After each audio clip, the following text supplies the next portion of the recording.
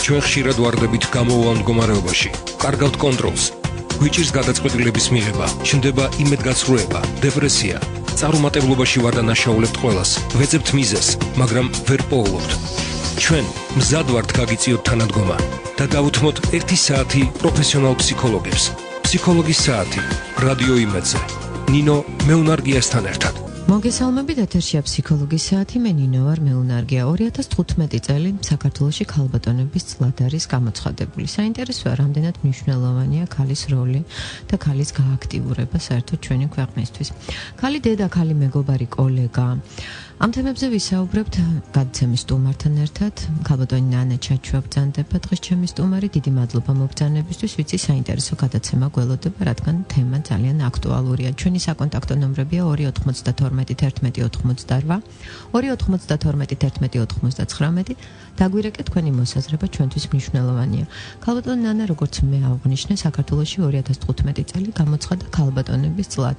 მაინტერესებს უპირველეს ყოვლისა თქვენი მოსაზრება. ქართველი ქალი რამდენად აქტიურია? მოგესალმებით და მივესალმები რადიო მსმენელებს.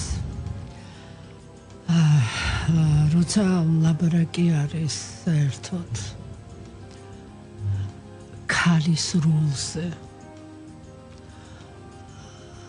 ზოგადად, როგორც საზოგადოებაში, ასევე ოჯახში და ასევე ნებისმიერ ურთიერთობაში უპირველეს ყოვლისა იგულისხმება ქალის ბუნებაში არსებული გრძნობელობის მაღალი ხარისხი. ქალი თავისი ბუნებით არის მაღალი მგრძნობელობისა.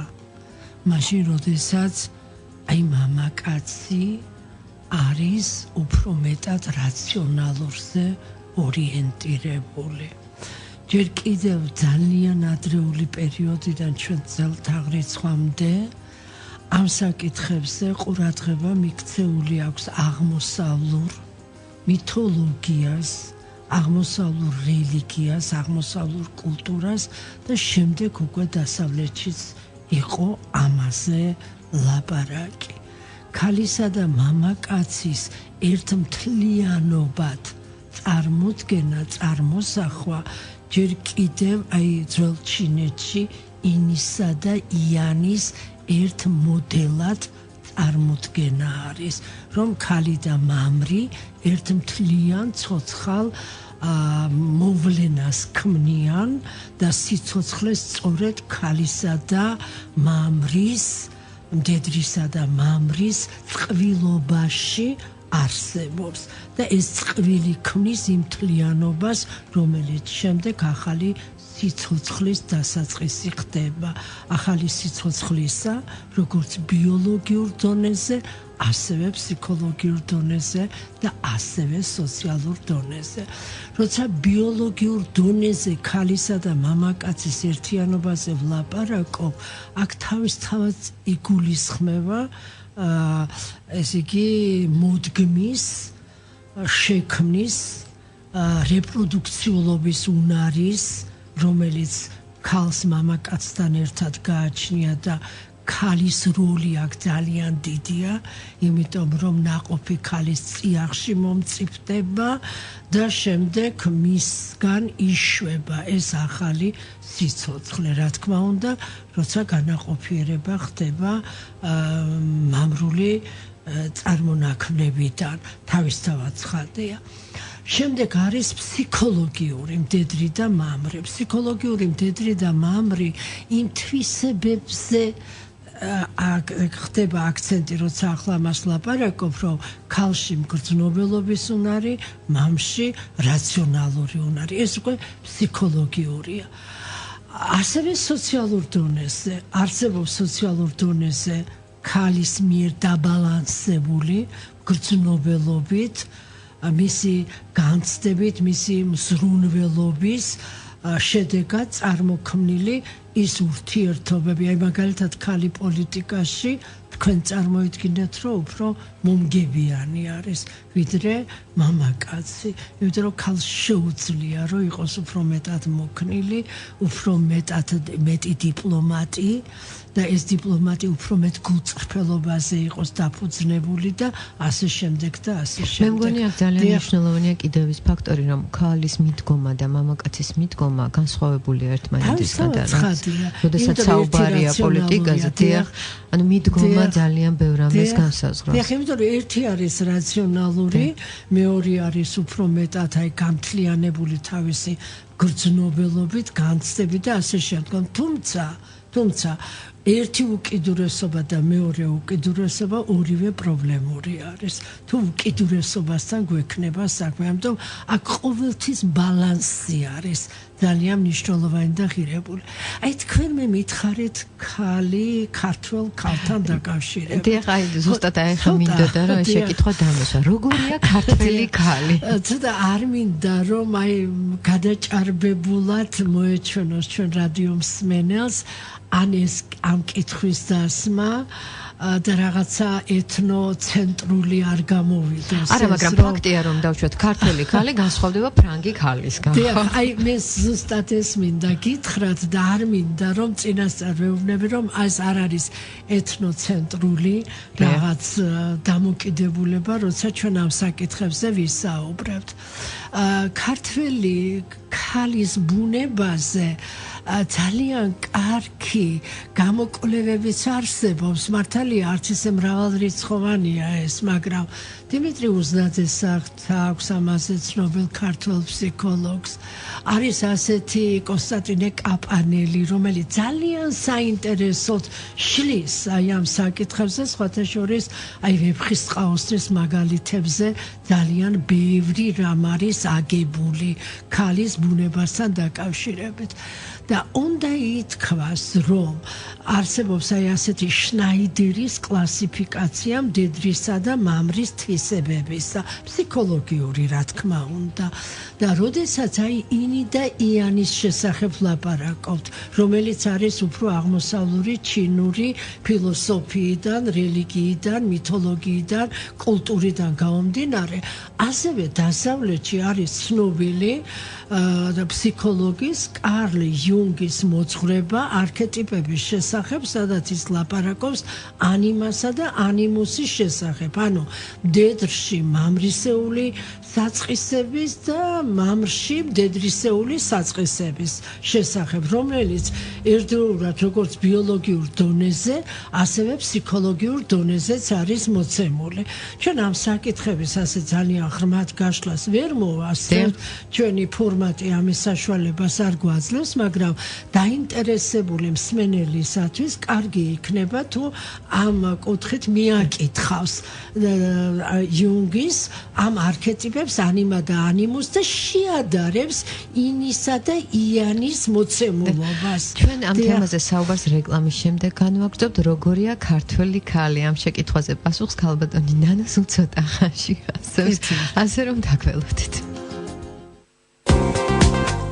ფსიქოლოგის საათი რადიო იმედზე ნინო მეუნარგიასთან ერთად. მე დაგიბრუნდით სტუმართან ერთად, შეგახსენებთ, დღეს გადაცემის სტუმარი ბრძანდება ფსიქოლოგი ქალბატონი ნანა ჩაჩუა. ჩვენი საკონტაქტო ნომრები 292 11 88, 292 11 89. დაგვირეკეთ თქვენი მოსაზრება, ჩვენთვის მნიშვნელოვანია. ხოლო რაც შეეხება საუბრის თემას, საინტერესოა თუ რამდენად მნიშვნელოვანია ჩვენი ქვეყნისთვის ქალების გააქტიურება. როგორია ქართველი ქალი? აი ამ თემაზე შევჩერდით ქალბატონი ნანა. თქვენი პასუხი მაინტერესებს.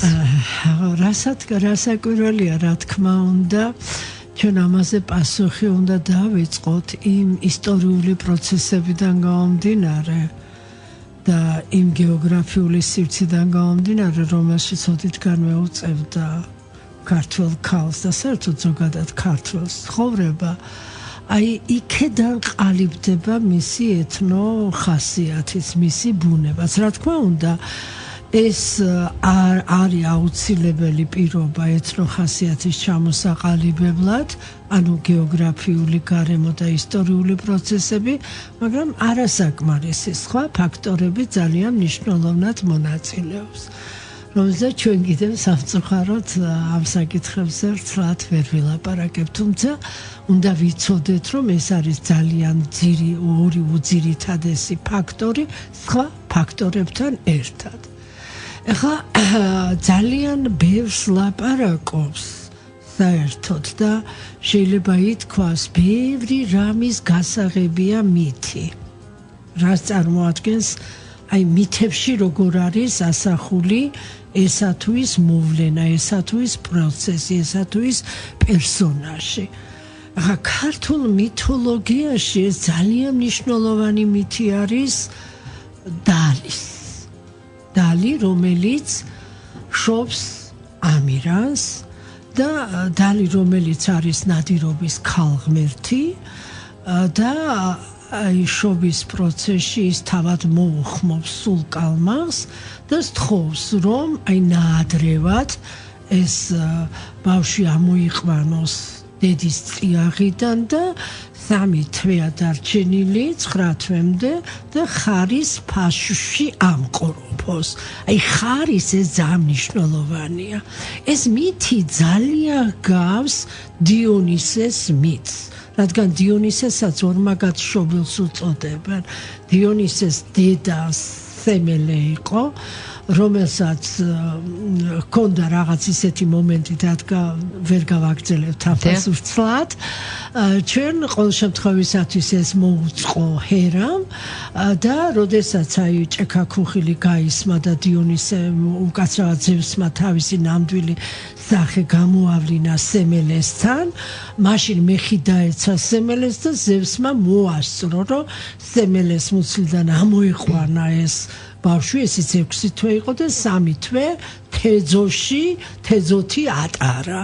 ასე რომ თქვათ, აი დიონისესთანაც არის 3 თვე მამრის სხეულში ყოფნა, ზევსის სხეულში ყოფნა და აქ ზევს ცვლის რამდენადმე როგორც ხედავთ ხარი.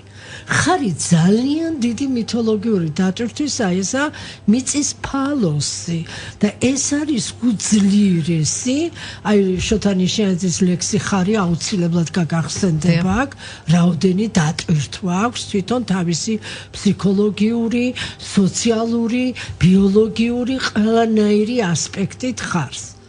და თქვენ წარმოიდგინეთ, რომ აქ მამა ნაკლებად არ ჩანს რა საერთოდ. ანუ დალი შობს ამირანს და ამის შემდეგ უკვე აი 3 თვე ხარის ფაში ნამყოფი ამირანს აქვს თავისი ძალიან სპეციფიური ბუნება, ხასიათი, საკმაოდ ისეთი გამბედავი არის, მეტისმეტად თამამი არის და მერე არის რომ ღმერთების გადაწყვეტილება მისი ასეთი თავგამოდებული სითამამის გამო, რომ აფსაათის მთაზე უნდა მიაჯაჭონ. თან ძლიერი ინგო როყვას აქვს ძალიან კარგად და მკაფიოდ განმარტებული, რას ნიშნავს აფსაათის მთა. აფსაათის მთა არის დალის თეოსოფური სახელი, ანუ ისიც დედაა, ისიც ქალია, აი ამ ქალს მიაჯაჭვა. ოღონდ ეს ქალი უკვე არის კლდე, უკვე არის მკაცრი, უკვე აღარ არის აი ისეთი თბილი და ის ანუ ცხოვრებისეული სიმწვავით გაჯერებული და სიმკაცრით გაჯერებული დედაზე არის მიჯაჭული. ქართველი ქალის ბუნება არის აი ეს. ეს არის დედაკაცი. დედაკაცი ილია ჭავჭავაძე როგორც განმარტავდა, როგორც ლაპარაკობდა, როგორც ის მოუხმობდა მთლიანად ის, რომ ქართული ხასიათი დედაკაცური უნდა ყოფილიყო. ანუ აქ უნდა ყოფილიყო სითბო, გრძნობელობა და ამავე დროს რეალობასთან ადეკვატური, რაციონალური დამოკიდებულება. ოღონდ ეს პროპორცია უნდა დაცული ყოფილიყო. თუ ეს პროპორცია იქნებოდა დარღვეული, როგორც ოთარანთქვრივთან მოხდა, იმიტომ რომ ოთარანთქვრივი იმაზე მეტად უფრო რაციონალურია, ვიდრე ტიპიური ქართველი. იმიტომ რომ მას აქვს, ჩვენ აქ არაერთხელ მოგვიწია ამ თემაზე საუბარი და ვისაუბრეთ, ეკონომიკური აზროვნება, მას აქვს სამართლებრივი მოთხოვნილება, ის როგორც დედა არ არის შვილზე ასე მიჯაჭული და თვითონვე მიდის და ეუბნება არჩილს და კესოს, რომ მასთან იყოს, მაგრამ აი ასეთი ქართველი ქალი სწორედ ქრისტეს შობის დღეს იღუპება. სწორედ აი იმ დღეს გარდაიცვლება. მას ხანგრძლივი ყოფნა არ უწერია და სხვათა შორის ოთარანთქვრივი 1887 წელს დაიწერა.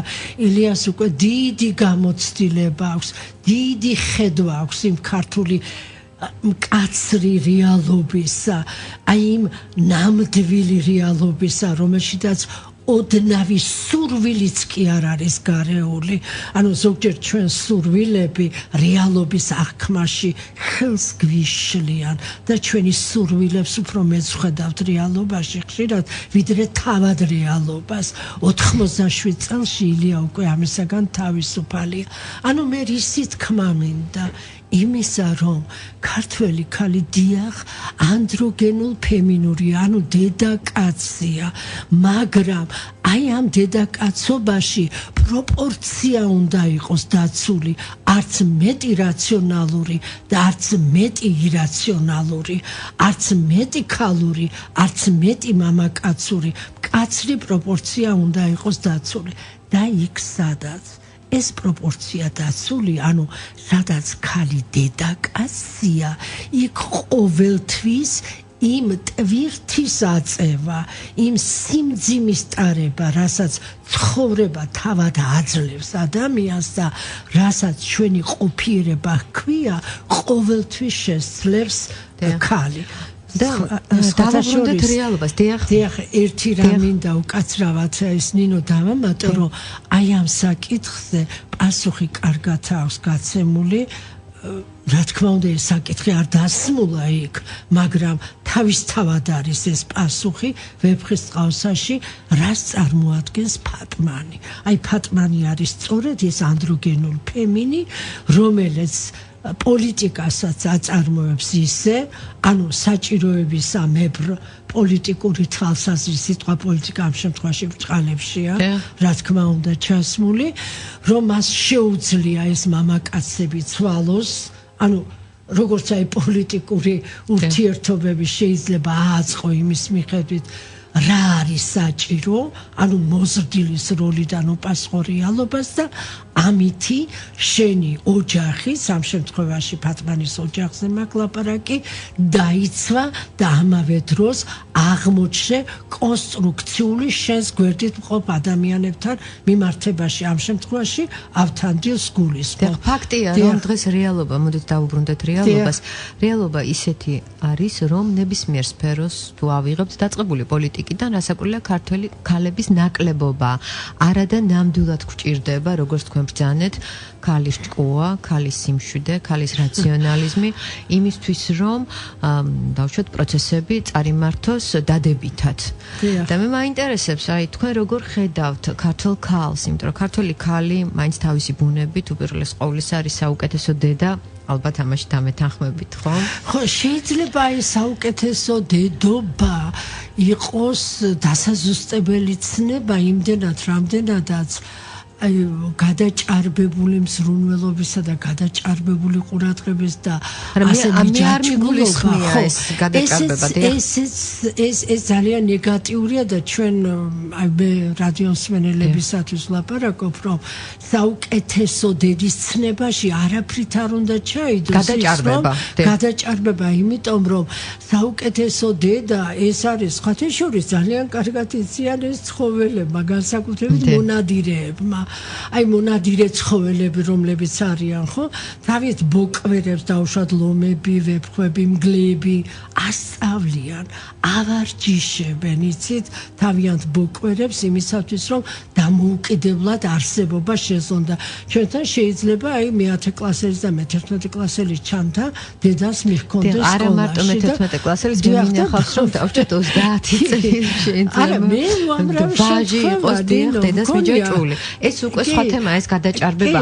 მე არა, მე სხვა რაღაც ვიგულისხმა, ის რომ ქართველი დედა თავისი ბუნებით თავგანწირულია შვილისთვის, ნუ ეს არის გენში, ხო? მოდგმის დაცვის ინსტინქტი. ხო, ნუ ეს ძალიან გამძაფრებულია, მე მგონია. მე მაინტერესებს, აი, როგორ უნდა მოახერხოს ქართულმა ქალმა ის, რომ იყოს, დავუშვათ, იდეალური დედა, იყოს ძალიან კარგი მეუღლე, ეს ხო რთულია დღეს განახორციელო, ხო? იმიტომ რომ მოცემულობა არის ძალიან მძიმე. იყო კარგი მეგობარი, იყო კარგი კოლეგა, არა და როგორც ჩვენ აღვნიშნეთ, აუცილებელია ქალის გააქტიურება. როგორ უნდა მოახერხოს? თუ ეს რაღაც ერთი უნდა დათმო? არა, არავითარი დათმობა არ არის. ასე ვთქვათ, საჭირო ამ შემთხვევაში აქ თავარი არის, რომ როგორ გადაანაწილებ დროს და რამდენად რაციონალური და გულწრფელი და ღია ხარ ყველა ურთიერთობაში. აი ცნობილი არის ფსიქოლოგიაში ის, რომ აი დედა თუ შეძლებს თუნდაც 20 წუთის განმავლობაში შვილთან ურთიერთობას 9 საათის განმავლობაში 20 წუთი 15 წუთი იყოს, მაგრამ აი მასთან ურთიერთობაში ბავშვს მიეცემა ის, რომ თვითონ იყოს ამ ურთიერთობებში ინიციატორი, წარმმართველი, წამომწყები იმისა, რაც აი ამ 15 წუთში უნდა მოხდეს, სრულიად საკმარისია ეს თუნდაც ეს დრო იმისათვის, რომ ბავშვმა დედის დეფიციტი არ განიცადოს და მით უმეტეს ქალისა და მამაკაცის ურთიერთობაში, აი ცოლ-ქმარს შორის ურთიერთობაში, როდესაც ყველა თავისი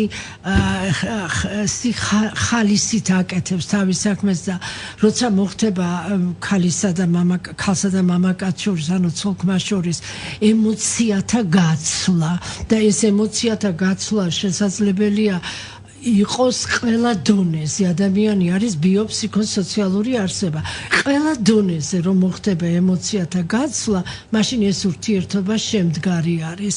ასე რომ თუ დაუშვათ ქალების ძალიან დიდ ნაწილს აქვს აი ჩვევად მოდი ვიტყვი მაინც ამ სიტყვას წუწუნი. ხო, აქვს და აი მე ამდენს ვაკეთებ და რაღაცა განსაკუთრებულად უნდათ რომ დააფასონ მისი შრომა, მისი მოქმედება. ეს ცოტა უფრო ისტერიული ბუნებისა და არც ისე პოზიტიურად არ ჩანს და როდესაც შენ თვითონ რასაც აკეთებ იმ დროში, იმ წუთში, იმ წამში ისახარ თავად, რასაც აკეთებ, აი რასაც ფსიქოლოგები ამბობენ, აქ და ამჟამად ვიმყოფები ყოველთვის და ყოველთვის ვარ ის რაც ვარ, ყოველთვის შეძლებ რომ შენი თავი გამოხატო ამაში და განიცადო ბედნიერება. ქალბატონი ძალიან საინტერესოდ საუბრობთ, მაგრამ სამწუხაროდ ჩვენი დრო იწურება და მე მგონი ჩვენ ამ თემაზე საუბარს განვაგრძობთ, იმიტომ რომ ეს ამოუწურავია და ძალიან საინტერესო. დიდი მადლობა. მე მსმენელს ერთი კვირით ვემშვიდობებით. დროებით. ჩვენ ხშირად ვარდებით გამოვავალ მდგომარეობაში. კარგავთ კონტროლს. გვიჭირს გადაწყვეტილების მიღება, ჩნდება იმედგაცრუება, დეპრესია. წარუმატებლობაში ვარ და ნაშაულებთ ყველას. ვეძებთ მიზეზს, მაგრამ ვერ პოულობთ. ჩვენ მზად ვართ გაგიწიოთ თანადგომა და დავუთმოთ 1 საათი პროფესიონალ ფსიქოლოგებს. ფსიქოლოგის საათი, რადიო იმედზე. ნინო მეუნარგიასთან ერთად.